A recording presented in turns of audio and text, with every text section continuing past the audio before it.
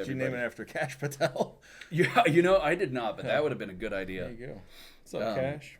Well, heck yeah. Yeah, ladies and gents, back with another podcast, another episode of Dude Actually. Today we got Clem Jameson on, and we'll get into all of Clem's little fun little things he's into right now.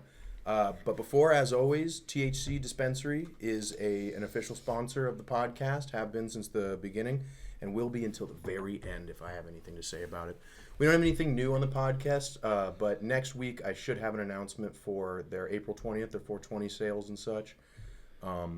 That's it. Oh, cool. And as always, we are sponsored by beer. Not this beer, but beer in general.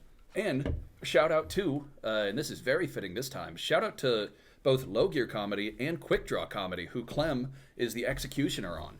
The co-host himself. So. I hate that name, by the way, the Executioner. I was about to ask. I don't know. I got it one day because Addie said Executioner, and it just stuck. Is it because you're the one that does the gun sound? Yeah, but it's.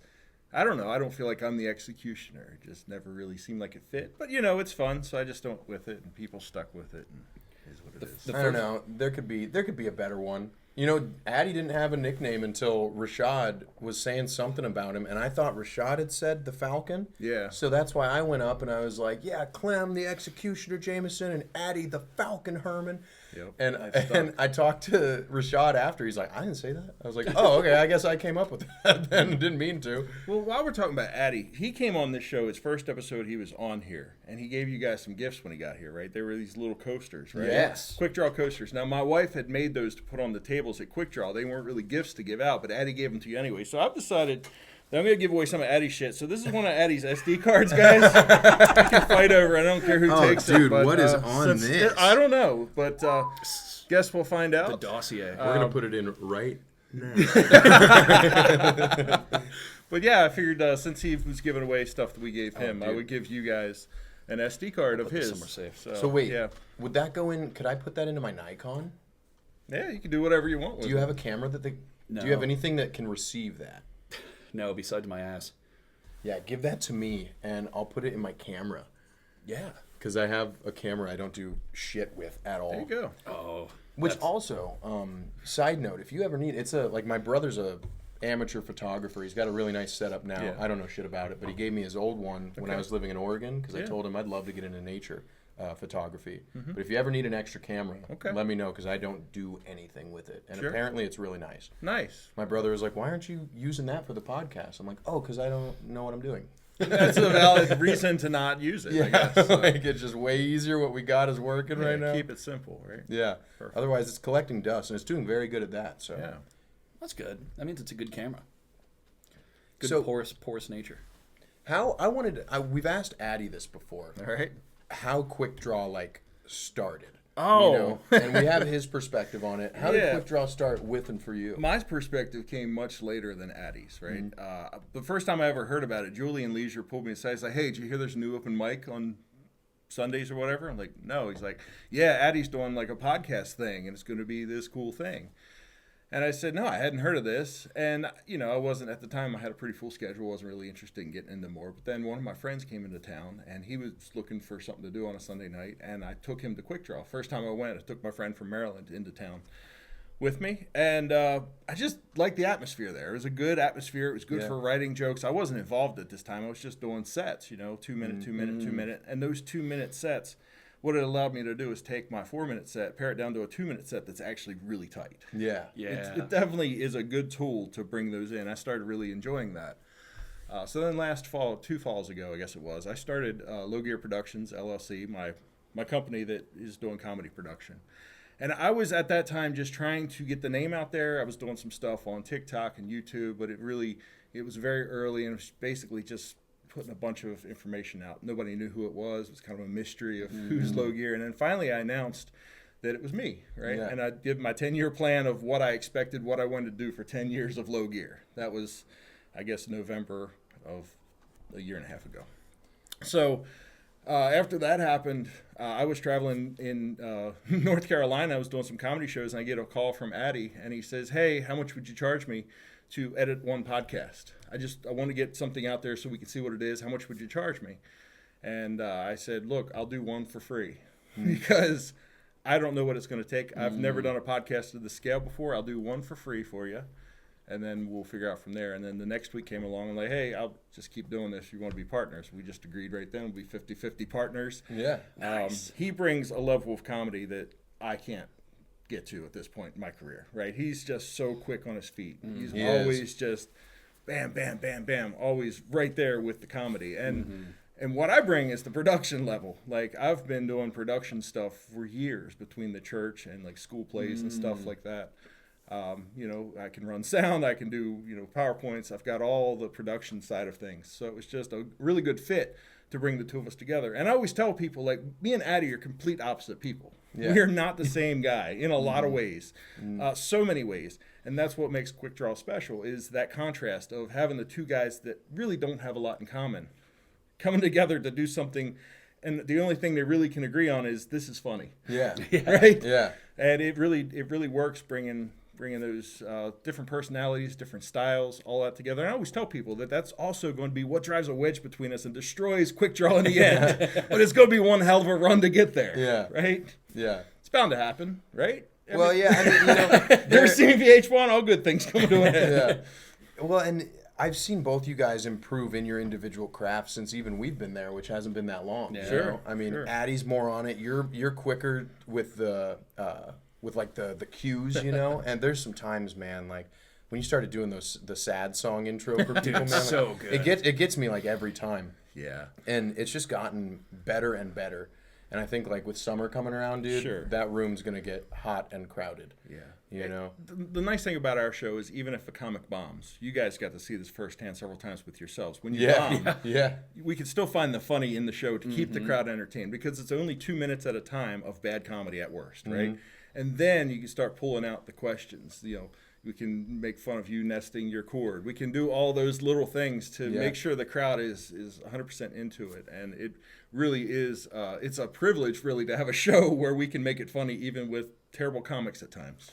Yeah, well, and like at the beginning, there was so much that I wasn't confident in my comedy, and then the interview portion would come around, and I thought I'd do actually pretty good at the interview, you know. Sure. And it made me feel more comfortable up on that stage around the people, and I don't know, it's what kept me coming back, and now it's like reversed. I'm like, hey, that was a pretty good set. Ah, shit, I'm dreading this interview, you know. Because there's some people that have gone on, like Riley used to come around a lot when we were first coming, and I thought he was very dry and awkward in his own like fun ways, but he gave a great interview in that way because he would they would kind of set up each other for punchlines, and I was like, man, shit, I don't know if I can do that, you know, like, and I don't know. There's a lot of different. You see a lot of different sides of people when they go up, and there's no room anything like it in Omaha. Sure. You know, Yeah. and like Addie says when he's doing the intro, he's like, we're here like to make funny people funnier. Like Right. we want to make comedians better, and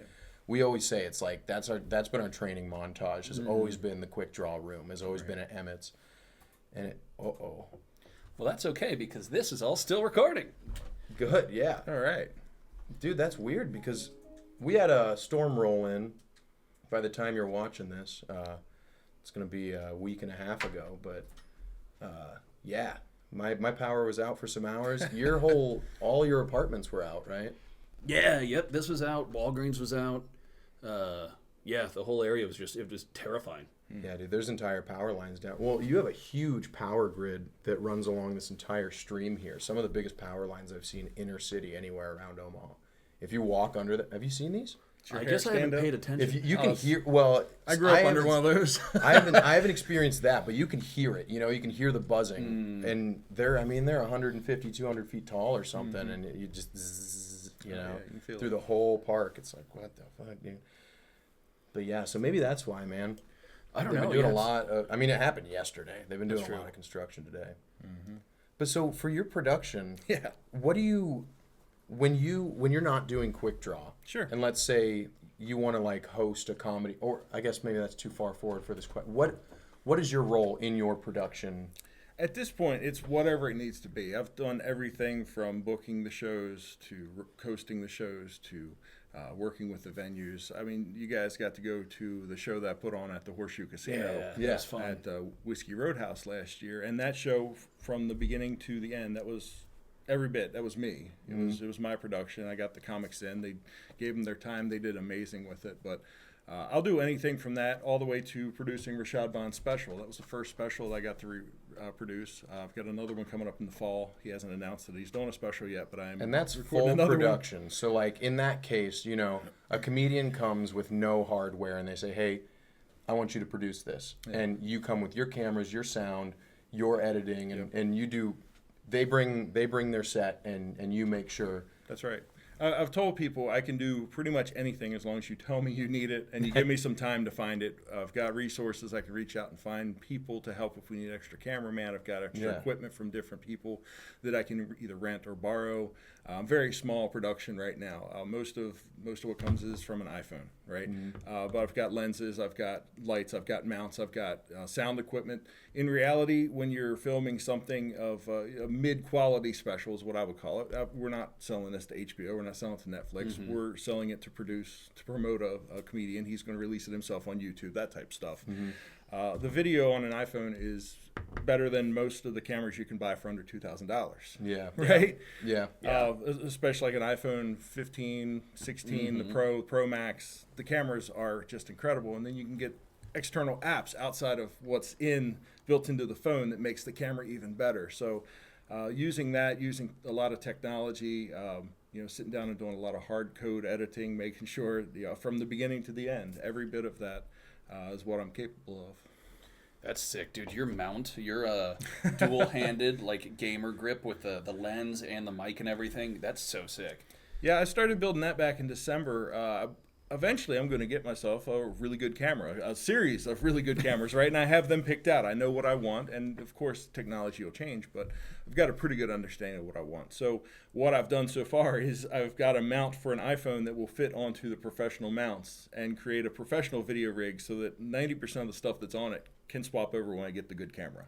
Yeah, okay. Nice. Right? Yeah. That's smart. So, you get a case that holds a lens for this. We can sit it on the front of it. It'll attach, with a 1/4-inch screw, and you have a full camera rig with stabilizers. Everything that you would need can come out of an iPhone. A couple of my friends that do professional video for small setups, they won't even pull out their big cameras. They use their iPhones because they have come around to being so powerful.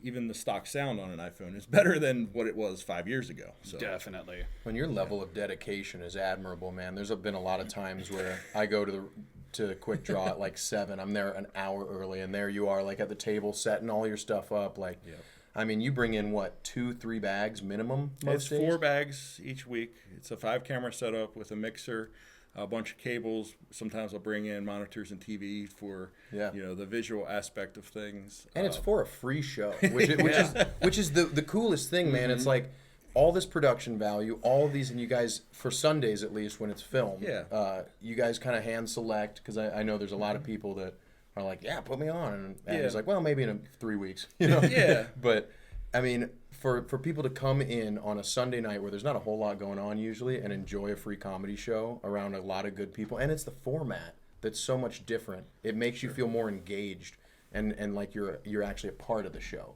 Absolutely. And it's been a great training tool too. I've mentioned that already, but to me that was what I always really enjoyed about it. Yeah. There's a sense that when we first walked into that room, there's a sense of camaraderie and like we're all in this together, even if you suck, like keep coming back, like keep doing it, keep getting better. And that the moment we left after Reese and I did sets there with my high vis jacket on, I walked out and I was like, I think it was you and Addie. I think both of you guys at one point said like, hey, like keep coming back. And I walked out of there and I was like, I will be back. And now we are there always. So it's awesome. Yeah, the drive back home was funny because Zach was like, dude, oh my God, that was so great. That was so awesome. Dude, we got to go back next week. We got to keep coming back. I bombed really hard, and I'm so happy that I did it. Like, I'm so happy. That was...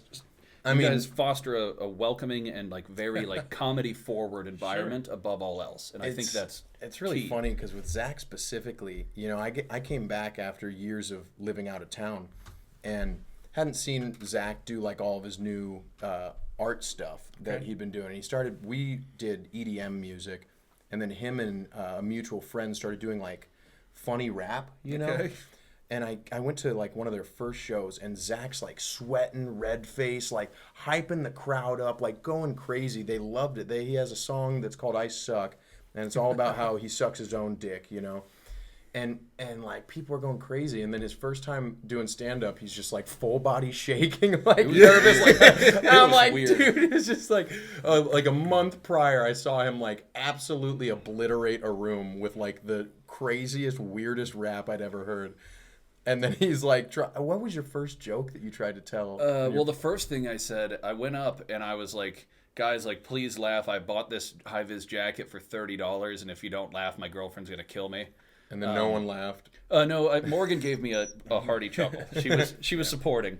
But no, and then I had my recorder. Yeah. It was just all. It was the crickets definitely enjoyed that one. Yeah, definitely the they noise. They did. They loved yeah. that one. Wow, I love watching new guys come in and like always. There's always a gimmick with new guys, right? They always think there needs to be something strange. I did it myself. I had a weird vest. I had a weird hat. Like it was the thing I did. Yeah. And it's always watching new guys come in and they think they're the funniest in the world, or they have no confidence at all. Yeah. And there's nothing in between. Yeah. It's wild to see it progress though. Like it really makes my day to see how far you guys have both come. Well, mostly you, but yeah, you're an okay drummer too. So yeah, I did okay my first set. My other first set was nerve wracking.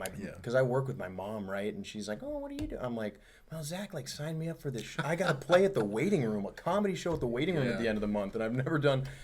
And my mom was like, "Oh, okay, well, we should come out and see you." Because I told her we're going to Beach House to get like an open mic in. She's like, "Well, come see you." I'm like, "No, don't, Mom. Like, don't." You know, my joke was about being on mushrooms at a festival. Oh yeah. And shitting I went into a porta potty and it was like full.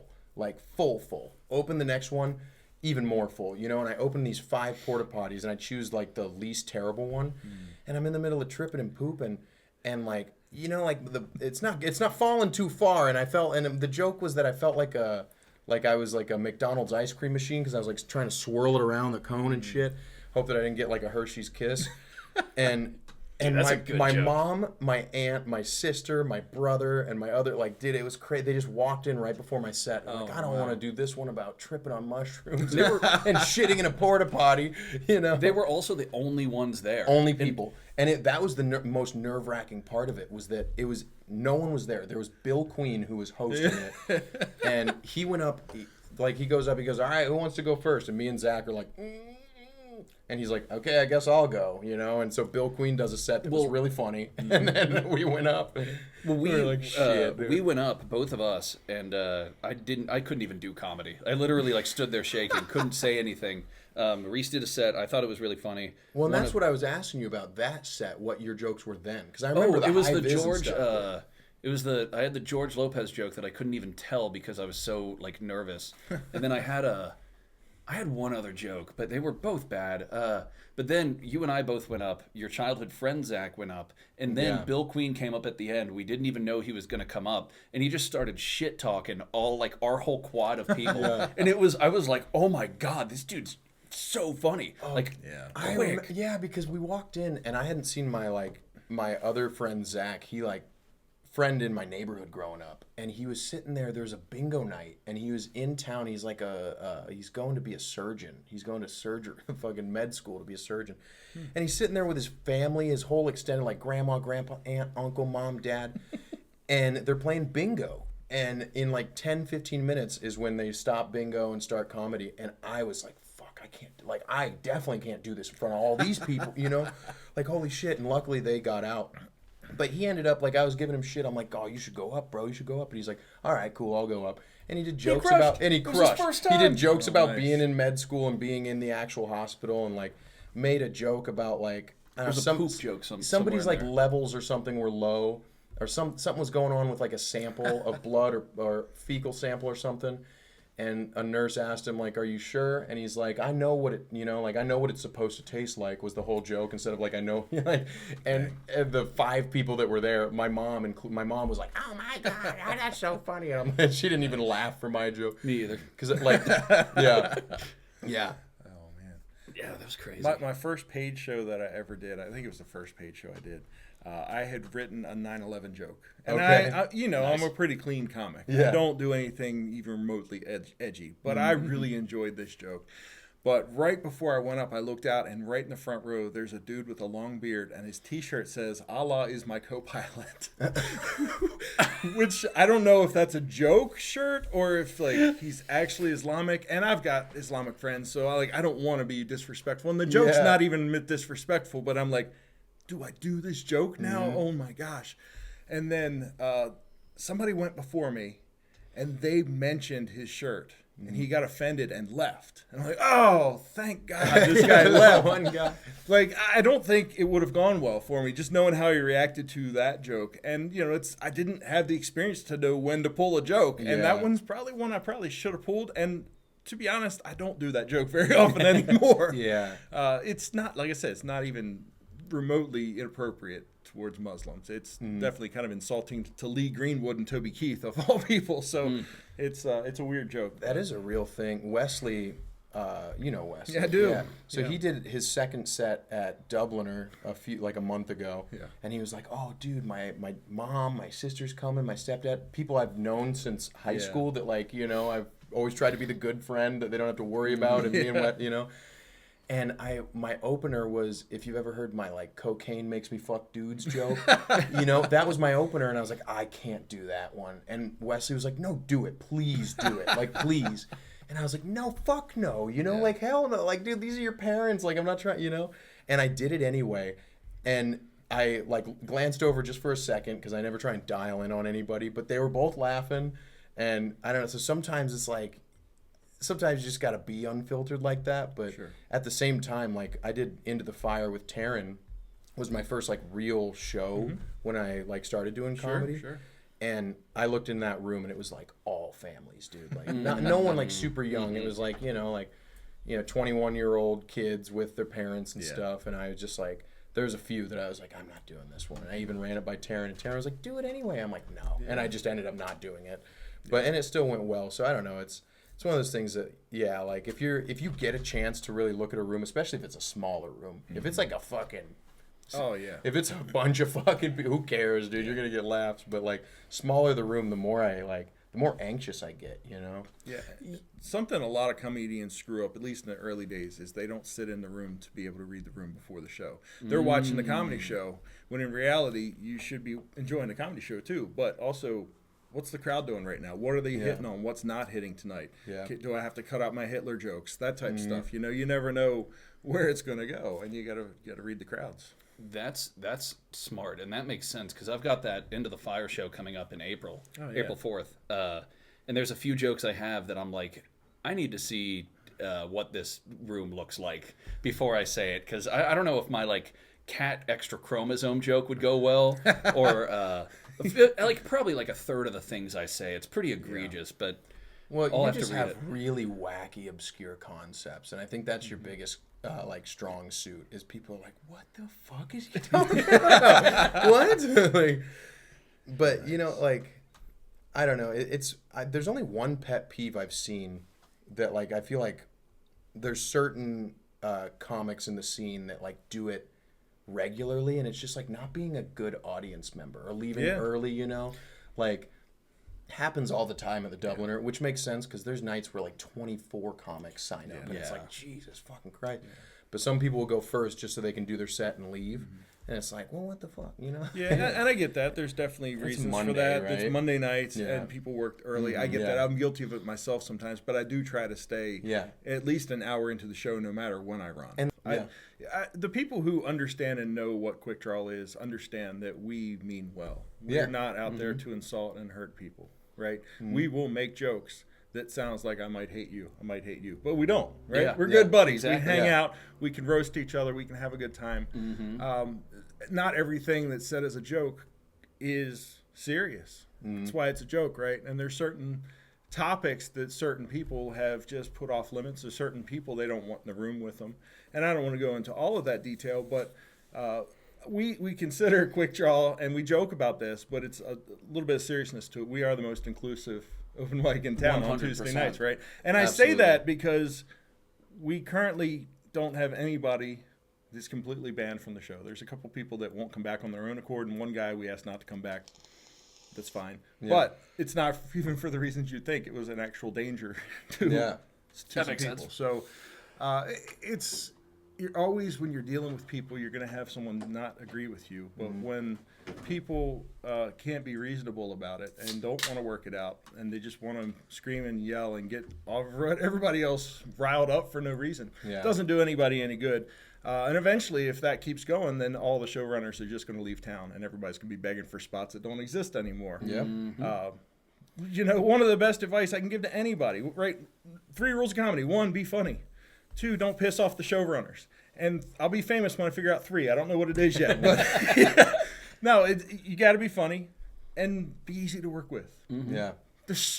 You guys are amazing to work with. I would have you on any of my shows just because you are I know if I book you, you're going to be there unless it's a basketball game.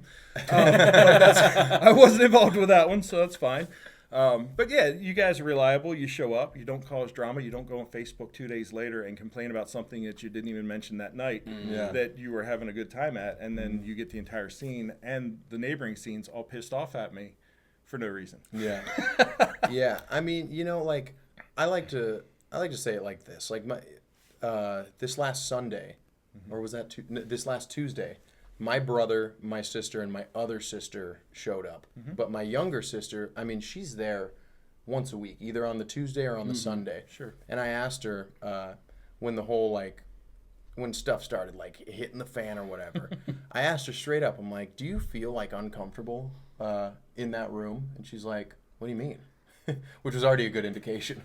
And I, specified, do you feel I don't know, as a woman, do you feel, and she's like, no, what the fuck, and maybe it's because her brother's in the room or whatever, but she's never once, I mean, if you're going to a comedy show, you understand that you're there to laugh, that this is just a funny little microcosm of what the world actually is. These are random people's insights, and on Tuesdays, at least, these aren't professionals. There's some people that go up on Tuesdays that you're like, man, they're getting just a little bit better day by day. Us for the first 2 months, dude. Oh, yeah. Well, yeah, I mean, there's some people, it's every once in a while you hear somebody say oh, I've been doing this for 7 years or 6, however long, and it's you think in the back of your head, you're like, oh, I've been doing it for less than a year, and I think I've learned a little bit more than you might have, But you get out what you put into it. Yeah, absolutely. Just how it is. And that's true. I don't know. I think the whole thing was it's the reason that I doubled down. It was no, I'm going to be here and I'm going to drum and I'm going to do anything I can to help this room get better. Yeah. It deserves it. If it can help this anyone... room's already great. It's already something I want to put my energy into. I have something going on every single day after work. Every day. I have one free day of the week, which is Friday. Yeah.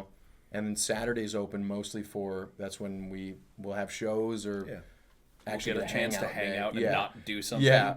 Thursday's my open day. Yeah. Thanks, guys. So Thursdays are exactly. Right now. Yeah.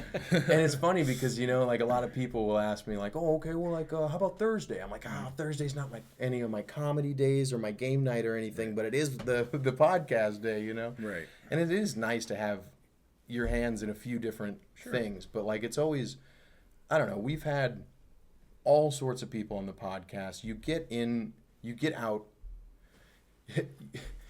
You in the hot food and put out of you the get out cold what you food. put in, right? And that's the case for so many things. Is he having a stroke? That's a meme. Okay. But yeah. He might be question, having though. These kids today. Yeah, and their damn memes. He already went to urgent care once today. Oh, really? No. It was, I meant to say no more so to Reese. I didn't mean that toward you. Why'd you say that so incredulously at him? Dude, well, you know what? You get in what you put out. Yeah. Well, I don't know. Vice versa. I'm still not at a point where, if somebody asks me, I'm meeting somebody or it's small talk, I've never once in my whole life been I'm a comedian. But, as far as if somebody asks me my hobbies, I tell them, I dabble in stand-up and stuff. I try, But until there's that, there's a big wave of dedication. Addy, comedian. He lives it. I asked him to hang out the other day. He's like, I honestly got to start writing. There's a couple shows coming out. I want to put a special out. never once has somebody asked me if I wanted to hang out, and I said, "Ooh, I got to go write," you know. And so it's like, it's a good excuse if you ever need it, though. It works. Yeah, true. Nobody ever questions it. True. So. Yeah. They just think, wow, he's so much better at this than me. Yeah. It's a good place to be. When I wondered too, I'm like, damn, I could never just sit down and write. You know, Yeah. things just kind of have to come up naturally in conversation. There's a lot of turn of phrase things that like, I'm like, oh, you know. Yeah, I've done both. I took Zach Peterson's class on stand-up comedy, and you learn in there the process of how to actually sit down and write. Yeah. And I find mixed results with that. I've never sat down and written where I didn't come up with something I can use, but also there's a lot of garbage that I've come up with. Some of my best stuff is just driving down the road, and I'll see a squirrel on the side of the road and like, there's a whole joke right there. Yeah. Like, just by seeing a squirrel, finding that inspiration. You gotta be in the world to be able to see what's around it to get that inspiration. For me, that's where the good stuff comes from. That's what was kind of so scary when he was like, "Hey man, like we're doing a comedy show." And we've never done comedy, intimidating thing. But it's like the second we immersed ourselves in that world, your brain kind of, you switch tracks for a second. You're like, all right, well, like I'm doing this now. You're almost looking for those signs subconsciously. Sure. And whereas like before something funny would happen, we'd laugh about it. Right. And we'd go about our day. It's like now, oh my God, that was actually really funny. Yeah. Zach, you should write that down. We save say that that. to each other all the time. Absolutely. Save that. Write that down. You know? You ever ride in a car with comedians and you claim the jokes like, that's my premise? Though that happens all the time. Well, like Zach and I will be talking together, and he'll be like, "Dude, you should write that down." I'm like, "Well, you started it. Like, no, that's your. It's got to be You your joke." expanded it. Yeah, and he'll be like, "But you said this," and I'm like, "Yeah, but you said that." Yeah. So it's got to be your joke. Yeah, there's definitely stuff that I'll write. And I'm like, I could never pull this off on stage. And I'll send it to somebody else. I'm like, I feel like you could pull this off. I couldn't. And those are some of the, like, for me, one of the best moments in my life is when I go to another open mic outside of Quik Draw.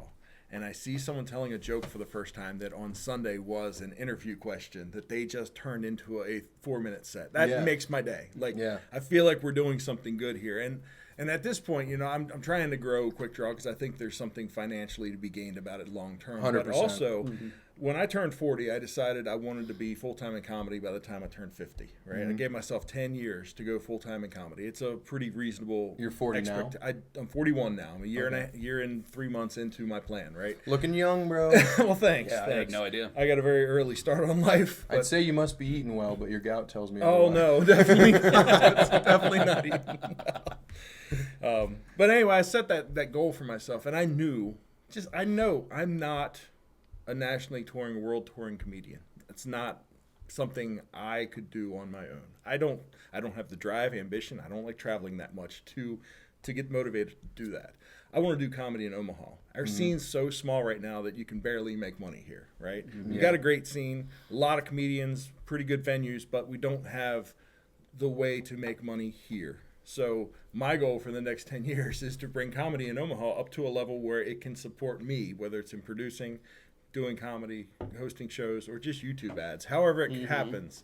I want to be full-time. I want to retire in, like 10 years. So Man, I think genuinely, you having your own production outlook and goals, I think that's going to propel you into so many rooms.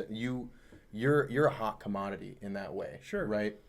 You have your own equipment. You have the know-how. You can do the pre-post editing. You can do the setup. You can do the teardown. And there's a lot of rooms that are like ripe for the taking right now, but they have nothing. You know? It's like, well, yeah, we had a stage when we used to do stuff 10 years ago, and now it's, we have some open mics and stuff like that. I'd love to find a room like that has a free once a week open that I could do something in. My thing is, I love Emmett's. I would never have gone there. However, I would have never gone there if I didn't find out about this room. For sure. And I didn't find out about this room except for the guy that got us into comedy. Jim Shields. Good old Jim Shields. Never paid us for a show. Shout out to you, Jim Shields. He never paid you guys? We did 2 shows for him. He never paid us. Oh, come on, Jim. Do better than that. That's what I'm saying. Well, what I meant earlier, just to They probably didn't earn it. That's fine. I've seen the early stuff. Yeah, well, that's true. We didn't earn it with our words. We earned it with our ticket sales, though. I will say that. Okay. I believe that. Yeah, the way that I hit Reese up originally, though, and I wanted to say this when he was explaining it, is I said, hey, dude, you're going to be a stand-up comic now. We have an open mic this Thursday to prepare us for our waiting room show in a month. Wow. And that's the most intimidating thing I could possibly think of. And I messaged him, I'm pretty sure that what I messaged him was all lowercase, W-U-T, no punctuation. What? What? Nice. Like, yeah, just dude, just like a typical fucking Tuesday for me at that point. And I was like, what in God's green fuck are you talking to me about right now, dude? We have a comedy show? Like, what?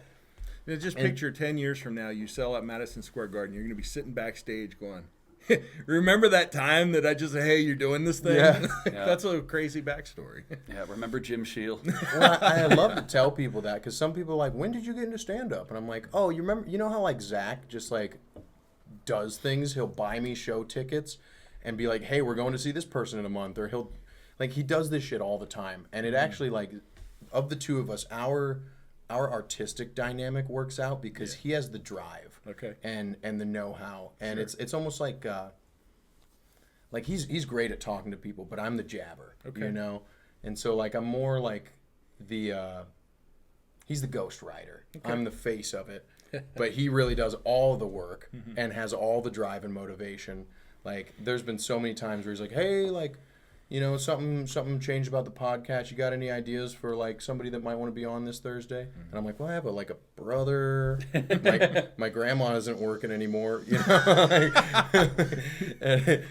But it's great in that way because, like, man, I would have never done this. And when I told my mom, like, because, you know, she's my boss. I told her, like, hey, I guess I'm doing this thing. Isn't this crazy? She told me about in fourth grade, I wrote, it was like a career thing. What do you want to be when you grow up? And I said comedian. Wow. I wanted to be a comedian, apparently. I don't remember any of this. Wow. And my teacher emailed my parents and was like, essentially said, like, hey, this isn't like, when we're talking about career, what do you want to go to school for and stuff? This isn't like, you know, he needs to rewrite this paper. And apparently my mom went to school, talked to the, like, administration, was like, how dare she, you know? And got, like, all over my teacher's ass. And I didn't have to rewrite the paper. And again, I don't remember any of this, but my mom reminded me of this.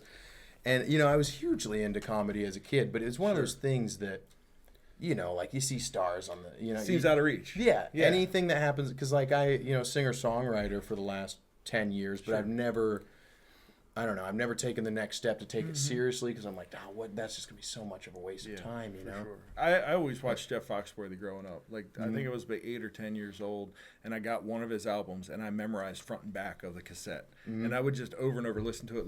I would go into school, and I would tell his jokes as if they were my jokes. Yeah. And my friends would all laugh, and it was amazing. And I love that feeling. And so now I steal other people's jokes and tell them on stage. No, you don't steal jokes. That's a bad thing. But, you know, I did comedy 13 years ago now. I did one stand-up set for a talent show. And it was, looking back on it, I wish I had the video now because I remember it going amazing. Yeah. And I know now it didn't go amazing, but just that feeling was amazing. Yeah. But it took 12 years till you know, life got right again so I could do it. My kids had to grow up a little bit, and I had to have a little more, you know, freedom from you know, the family life that took all my time at the time. So I had to wait for it. It came to me, but it always seemed out of reach. But now it feels like it's not very far out of reach. It feels like it's achievable to do professional comedy, even at whatever level.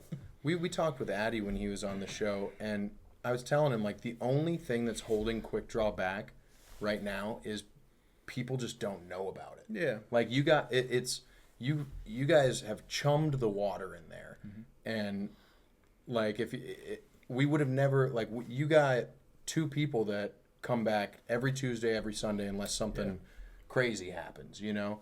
And that wasn't I never thought I was going to play drums. And in fact, there's been a lot of times where I'm like, I'm not going to do stand-up anymore, but I'll still go to the shows because I'm having fun. And Zach's the only person that have been like, shut the fuck up, dude. You're good. Like, keep going. Like, you bombed today. It won't, you know, like, shit happens. But, I mean, if you make your way into that room, especially on a good night, I mean, you're looking forward to it, you know?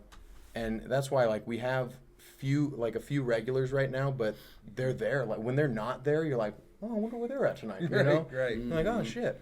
And, I mean, even my sister, like, I figured she just came out to kind of support me, you know, and a lot of the time she's been there, I haven't done a set, and she still comes on, and she knows I don't really do sets at Quik Draw unless it's Tuesday, because it's really weird to go from music to stand up. I'm just in a very different headspace with it, I guess. But I mean, it's a great time, man, and I don't know how really you would put it on the map more.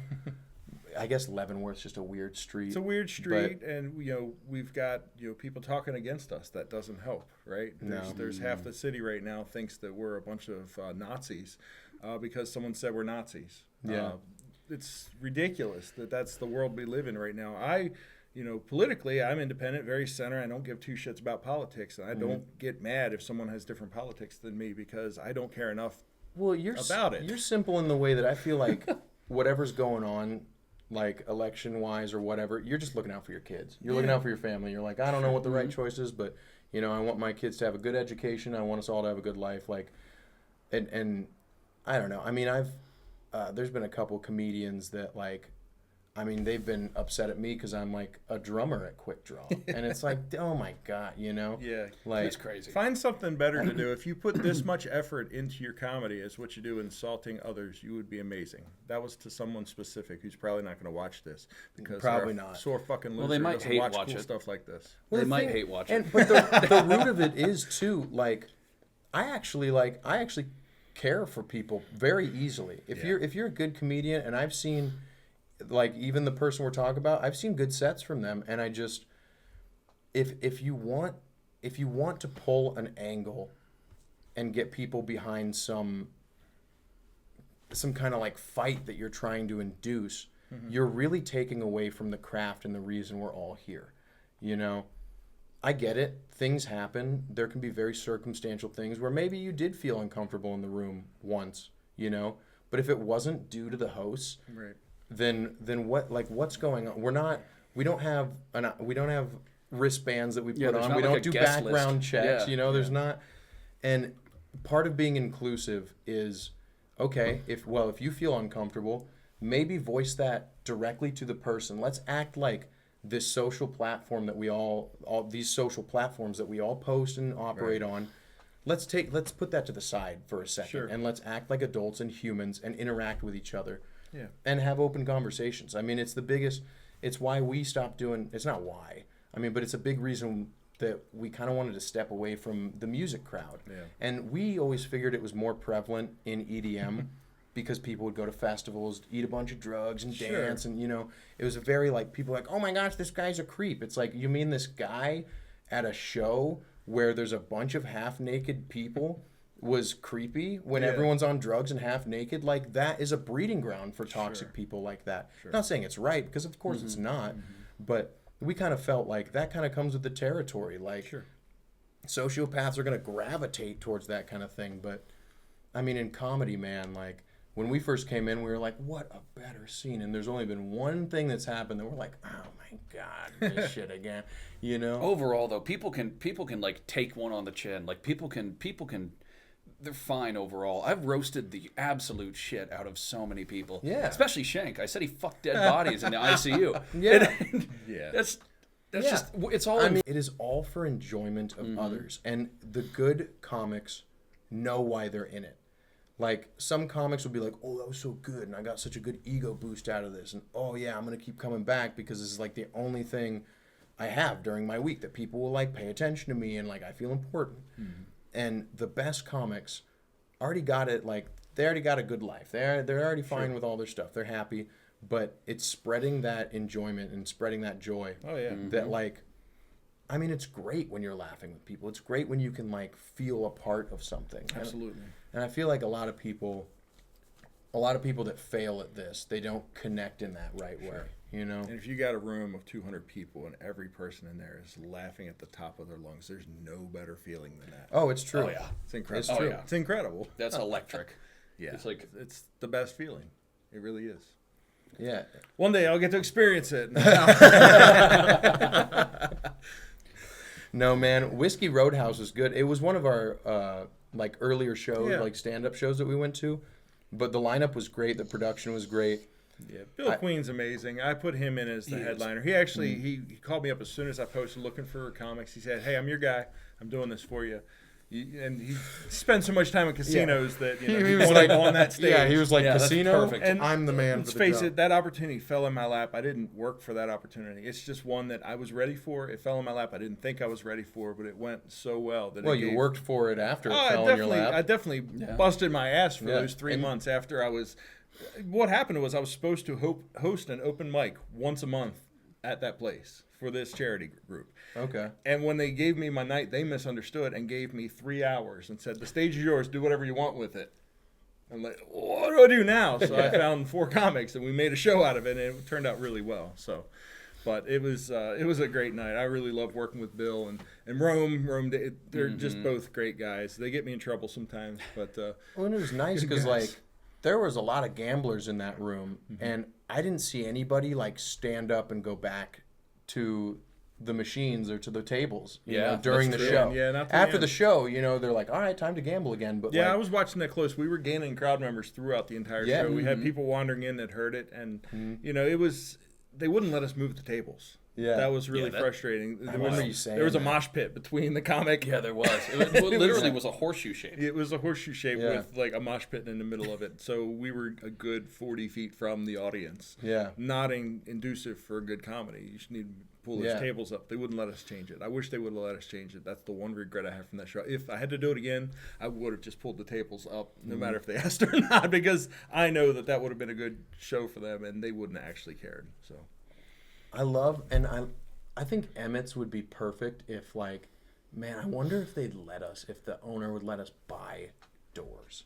buy doors. You know, Yeah. like Oh, like the door. I would buy one of those doors and install it. You know, Yeah. because like that to me is the only downside to Emmett's is that The sound bleed the on sound the comes left over is- and you yeah. know like it's Leavenworth, so there's like it's a pretty like energetic crowd Sure that is. comes in, and especially on like Sunday nights after a full weekend of drinking where the people don't want to turn down yet because it's still the weekend. It's Right. like Sundays can get fucking rowdy yeah, sometimes, but sure. It is funny though when a comic is bombing and the other side of the room is laughing, like of something totally. I'm surprised Yeah. somebody hasn't been like they've enjoyed it. Yeah. Like, that we've seen because that's a easy way to get It the happens. the Yeah, people back. For sure. I think it might be time to switch over to the page. No shit. I think so. I think you might be right. Clem, for anyone who's not going to watch the Patreon, you're missing out. Big $1 time. a Big month. time. Does anybody watch that? We had one.